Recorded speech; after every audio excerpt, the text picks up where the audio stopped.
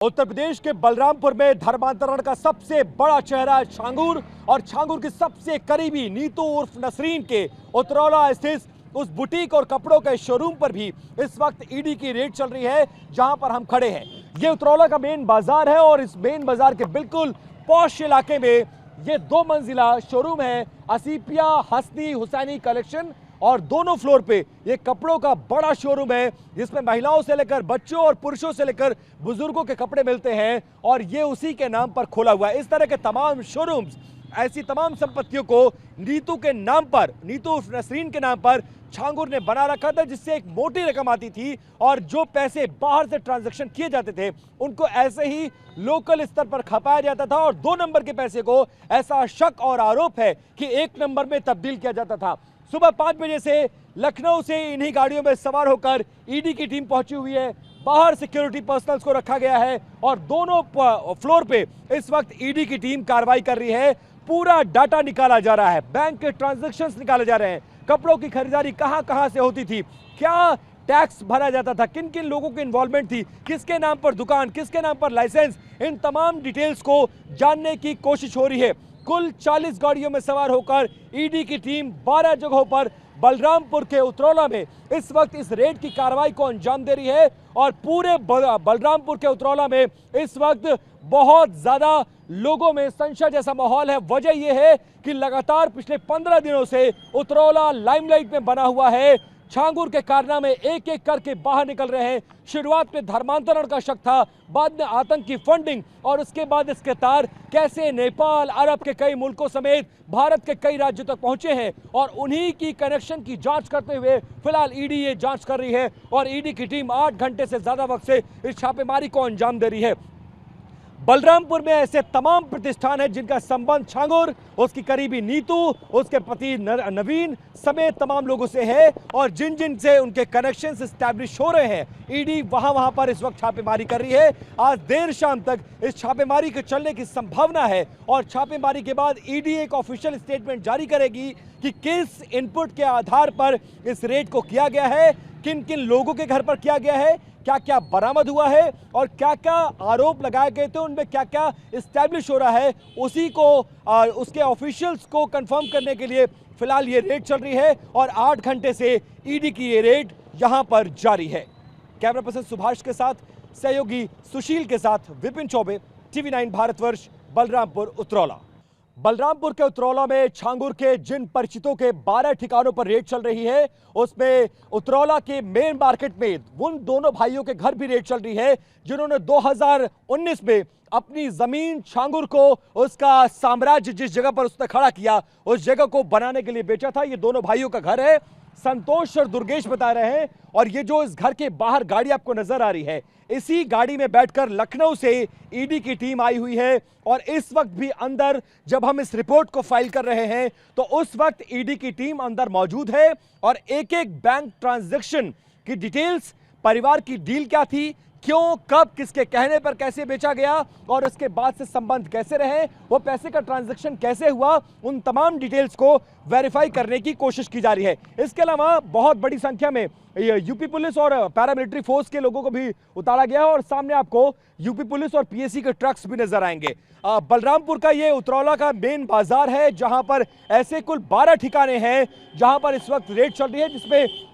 ये दोनों भाइयों का घर भी है, दुर्गेश और संतोष इनका नाम बताया जा रहा है और इन्हीं दोनों भाइयों ने जिस तस्वीरों को पूरे देश ने देखा, जहां से वो पूरा अपना साम्राज्य चलाता था, धर्मांतरण का पूरा गिरोह चला रहा था, उसको गिराया गया, वो इन्हीं दोनों भाइयों की जमीन पर बना हुआ था। 2019 में दोनों भाइयों ने अपनी जमीन को बेचा था और ईडी के पास जो एटीएस और एसटीएफ ने डिटेल्स भेजा है, जो बैंक ट्रांजैक्शंस हैं, उसमें इनका भी नाम आया है। तो छांगुर से ताल्लुक रखने वाले वो तमाम लोग जो उसके परिचित थे, जिनके उनके गहरे संबंध रहे हैं, पैसों का आदान प्रदान होता था और इसके साथ साथ जमीनों की खरीद फरोख्त में लोग शामिल थे। ऐसे कुल 12 ठिकानों पर 40 गाड़ियों में आई ईडी की टीम छापेमारी कर रही है। 8 घंटे से ज्यादा वक्त से ये छापेमारी चल रही है और इस वक्त भी जब हम इस रिपोर्ट को फाइल कर रहे हैं तो ईडी की टीमें अंदर मौजूद है। जानने की कोशिश यही कि बाबा का साम्राज्य कहां कहां फैला था, कितने करोड़ की फंडिंग हुई थी, किन किन देशों से ये फंडिंग हुई है, इन फंडिंग को कहां कहां पर डिस्ट्रीब्यूट किया गया, बाबा के कौन कौन से वो शुभचिंतक थे जो उसके गिरोह में अनैतिक रूप से शामिल रहे हैं और परोक्ष रूप से उनके संबंध रहे हैं। इन तमाम रिलेशंस को खंगालने की कोशिश और तह तक जाने की कोशिश और जानने की कोशिश कि आखिरकार इसके तार कहां तक जुड़े थे और धर्मांतरण के अलावा ऐसा कौन कौन सा संगठित गिरोह चलाता था जिसका संबंध छांगुर से अब तक एस्टैब्लिश होता नजर आ रहा है।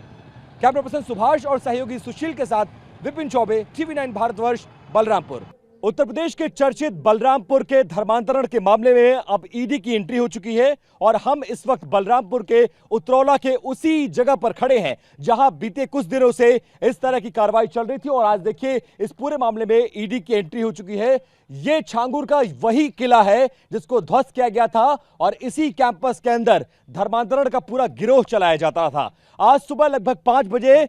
देश के 2 बड़े राज्यों में मुंबई और उत्तर प्रदेश में ईडी की कार्रवाई चल रही है। लगभग 40 टीमें ऐसी हैं जो इस वक्त बलरामपुर में इस कार्रवाई को कर रही है। 40 गाड़ियों से 12 टीमें आई हुई हैं और इस पूरी कार्रवाई को अंजाम दिया जा रहा है। ऐसा बताया जा रहा है कि न सिर्फ ये पैलेस बल्कि बाबा के वो ठिकाने जहां जहां पर वो आता जाता था, जिन जिन से उनके संबंध थे, जिन जिन से जमीनों की खरीद फरोख्त हुई थी या जिनसे फाइनेंशियल टर्म्स रखे गए थे और बैंक अकाउंट्स के खंगालने पर यह पता चला है कि जिनके द्वारा ट्रांजैक्शंस मिले हैं उन सभी के घर ईडी पहुंची हुई है, जांच कर रही है, पूछताछ कर रही है। अभी तक जो खुलासा हुआ है, जो डिटेल सामने आ रही है, उसमें यह बताया गया है कि जो 40 गाड़ियों से ईडी की टीम आई है, 12 जगहों पर छापेमारी कर रही है, उसमें 3 पूर्व प्रधान और इसके अलावा इस जमीन को बेचने वाले वो दोनों भाइयों के घर भी इस वक्त ईडी पहुंची हुई है और लगातार रेड करके कार्रवाई चल रही है। आज सुबह लगभग 5 बजे ईडी बलरामपुर में दस्तक देती है। 2-3 मामले हैं। पहला तो ये धर्मांतरण का मामला, दूसरा आतंकी कनेक्शन और 500 करोड़ की फंडिंग जिसमें अरब के कई मुल्कों में, नेपाल में और भारत के कई राज्यों में इसके तार फैले हुए मिले हैं। कुछ डायरी का जिक्र मिला है और इस पूरे मामले में पहले ATS, STF के बाद अब ईडी भी इन्वेस्टिगेशन कर रही है। फिलहाल इस पूरे इलाके को किले में तब्दील कर दिया गया और ऐसी जिन जिन जगहों से बाबा का कनेक्शन एस्टैब्लिश हुआ है वहां पर CRPF, लोकल पुलिस, PAC को तैनात किया गया है ताकि इस कैंपस में जब ईडी अपना सर्च ऑपरेशन चलाए, इन्वेस्टिगेशन करे तो किसी तरह की डिस्टर्बेंस ना होने पाए। इसके अलावा 2 भाइयों का वो मकान आपको दिख रहा होगा पीले कलर का, दुर्गेश करके वो 2 भाई हैं। उन दोनों भाइयों पर यह आरोप है कि जिस जमीन पर बाबा अपना यह पूरा किला बना रखा था, धर्मांतरण का गिरोह चलाता था, यह जमीन उन्हीं दोनों भाइयों ने 2019 में इसको बेची थी। ऐसे में जो फाइनेंशियल ट्रांजैक्शंस दिखाई दे रहे हैं बैंक अकाउंट्स में, उसमें उनका भी जिक्र है। लिहाजा बाबा से संबंध रखने वाले प्रधान, लोकल लोग, इसके अलावा जमीन की खरीद फरोख्त में शामिल उन तमाम लोगों तक पहुंचने की कोशिश की जा रही है। पहले से ही छांगुर जो है उसको अरेस्ट किया गया है। छांगुर की सहयोगी नीतू, उसका हस्बैंड, इसका बेटा और अब जो डिटेल्स आ रही हैं उसमें यह बताया गया कि इसके भतीजे को भी ATS और STF हिरासत में लेकर पूछताछ कर रही है। मिला जुलाकर सुबह 5 बजे से लगातार यह इन्वेस्टिगेशन चल रही है। बलरामपुर के 12 जगहों पर ऑपरेशन जारी है। लगभग अब 8-9 घंटे से ज्यादा का वक्त बीत चुका है और अब तक सर्च ऑपरेशन चल रहा है। ईडी जहां जहां पर छापेमारी कर रही है वहां पर मीडिया को बहुत दूर खड़ा किया गया है और उनके काम में किसी तरह का डिस्टर्बेंस ना हो इसलिए पुलिस की डिप्लॉयमेंट भी रखी गई है। ये वही जगह है, ये वही गेट जो पूरे इलाके की पहचान था। इस गेट को ढाया गया, इसके रास्ते को बंद किया गया है और इसी कैंपस के अंदर वो पूरा गिरोह चलता था। और ऐसा भी बताया जा रहा है कि बीते 1 दशक में छांगुर से संबंध रखने वाले वो तमाम ऑफिशियल्स, चाहे वो PPS अधिकारी हो, PCS हो, IAS हो या IPS हो, उनकी भी कुंडली को खंगालने की कोशिश की जा रही है। यह बताया जा रहा है कि बाबा ने अपना साम्राज्य कई सारे नेताओं, अधिकारियों के दम पर यहां पर खड़ा किया और बीते 1 दशक में जो किसी ने भी बाबा के खिलाफ या छांगुर के खिलाफ आवाज उठाई, उसकी आवाज को दबाया गया, झूठे मुकदमों में फंसाया गया और बाबा जिन जिन जमीनों पर कब्जा करना चाहता था अधिकारियों की मदद से वो करता रहा है। तो फिलहाल इस पूरे मामले में STF और ATS आतंकी कनेक्शन, धर्मांतरण की जांच तो कर ही रही थी, लेकिन फंडिंग, टेरर फंडिंग, आतंकी फंडिंग, इसके अलावा बाहरी मुल्कों से इतनी बड़ी मात्रा में पैसा कैसे आया, पैसे का डिस्ट्रीब्यूशन कैसे किया गया, किन किन लोगों से कहां कहां प्रॉपर्टी खरीदी गई और छांगुर से उसका कनेक्शन क्या था, नीतू से उसके संबंध क्या थे और इन तमाम प्रॉपर्टीज का अकेले नीतू के नाम पर रजिस्टर होना भी बहुत सारे संदेह पैदा कर रहा है। 1 हफ्ते की जो पुलिस की डिटेंशन थी वो खत्म हो चुकी है। पुलिस का स्टडी खत्म हो चुकी है, कोर्ट में उन्हें वापस भेजा गया है। आगे की इन्वेस्टिगेशन जारी है और माना जा रहा है कि जैसे जैसे ये जांच आगे बढ़ेगी इस पूरे मामले में परत दर परत खुलासे होते जाएंगे और बहुत सारे ऐसे चेहरे हैं, चाहे वो ब्यूरोक्रेट्स हो, पॉलिटिशियंस हो, लोकल लेवल पर हो या देश के अलग अलग राज्यों में, जो छांगुर और उसके गिरोह की मदद करता था, उनके नामों का भी खुलासा होगा और इस पूरी जांच का जो दायरा है वो धीरे धीरे बड़ा होता जाएगा। कैमरा पर्सन सुभाष और सहयोगी सुशील के साथ विपिन चौबे, टीवी 9 भारतवर्ष, बलरामपुर, उतरौला।